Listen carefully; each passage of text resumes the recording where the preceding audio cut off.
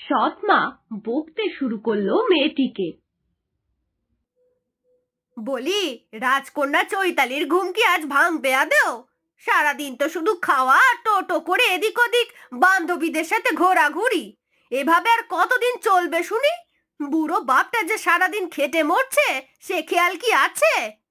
না মা, আসলে আমার শরীরটা আজ একটু খারাপ, তাই আর কি। এই বয়সে শরীর খারাপের কি আছে? আজ বাদে কাল পরের ঘরে যাবি, সংসার সামলাবি তখন কিভাবে? আমি ঘরের সব কাজ করে দিচ্ছি মা, তুমি বরং আরাম করো। আমি বাসন ধোয়া, রান্নাবাটি সব করছি ততক্ষণে। বাবা ফিরলে তখন খেতে দেবো। তার আর দরকার নেই, ওগুলো আবার কাজ নাকি? ওসব কাজ এই বয়সেও আমি গুলে খাই।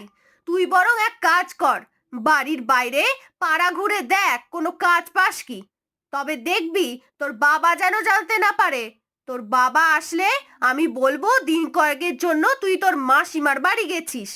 এই কয়দিন খেটে ঘরে কিছু অর্থ নিয়ে আয় দেখি। আমায় কে কাজ দেবে মা?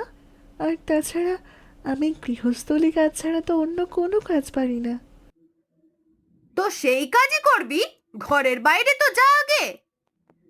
সৎ মা এক প্রকার জোর করেই ঠেলে বের করে দেয় চৈতালিকে। মনের দুঃখে চৈতালি গ্রামের রাস্তা দিয়ে হাঁটতে হাঁটতে চলে যেতে থাকে শহরের দিকে। কিন্তু কেউই তাকে কাজ দেয় না। সারা দিন এদিক ওদিক ঘুরে চৈতালি আবারও বাড়ির দিকে রওনা হয়। বাড়ি ফেরার পথে নেমে আসে সন্ধ্যা। জঙ্গলের মধ্যে দিয়ে একা যাওয়া কি ঠিক হবে? হিংস্র জন্তু জানোয়ার আছে, আর তার চেয়েও ভয়ঙ্কর মানুষ জাত। না, তার চেয়ে বরং এখানে কারো বাড়িতে আশ্রয় নেই। ওই যে ওই যে একটা ঘর দেখা যাচ্ছে, আমি সেটাতেই চাই। জঙ্গলের মধ্যে একটা ঘর দেখতে পেয়ে চৈতালি সেদিকেই এগিয়ে গেল। একটা লণ্ঠনের আলো জ্বলছে ঘরে, তাছাড়া আর তেমন কিছু দেখা গেল না। ঘরের বাইরে দাঁড়িয়ে চৈতালি ডাক দিল। কেউ আছে ঘরে? কেউ কি আছেন?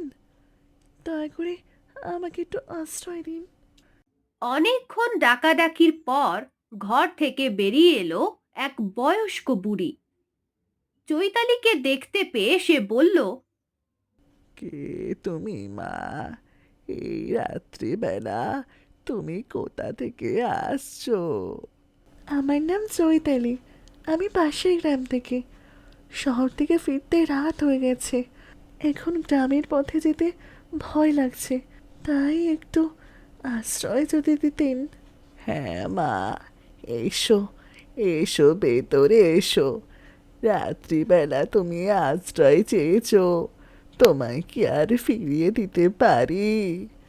এসো, ভেতরে এসো। দুইজনে ঘরের মধ্যে চলে যায়। ঘরের মধ্যে গিয়ে বুড়ি মহিলা বলে, কিন্তু মা, তোমায় আশ্রয় তো দিতাম, কিন্তু আমার ঘরে তো খাবার নেই। তুমি কি সারা রাত না খেয়ে থাকবে? আমার খাবার লাগবে না ঠাকুমা, কিন্তু তুমি কি এখানে একাই থাকো? তোমার কেউ নেই? না, আমার তিন কুলে কেউ নেই, আমি একাই থাকি। সংসারে খরচ জোগাতে বিক্রি করি এই পানি ফল, তাও সেগুলো নিজের পুকুরের। এই যে ফলগুলো দেখছিস, এগুলো কালকের বিক্রির জন্য। তুই কি পানি ফল খাবি?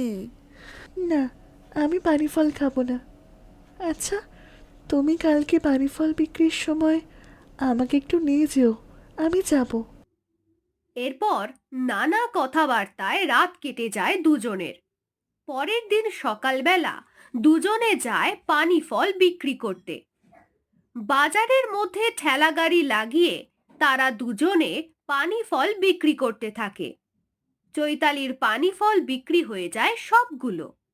তারপর বুড়িকে আর ওই কুঁড়ে ঘরে না রেখে নিয়ে আসে তার নিজের বাড়ি। চৈতালির বাবা মেয়েকে দেখতে পেয়ে ঘরে নিয়ে যায়, সঙ্গে নিয়ে যায় বুড়িমাকেও।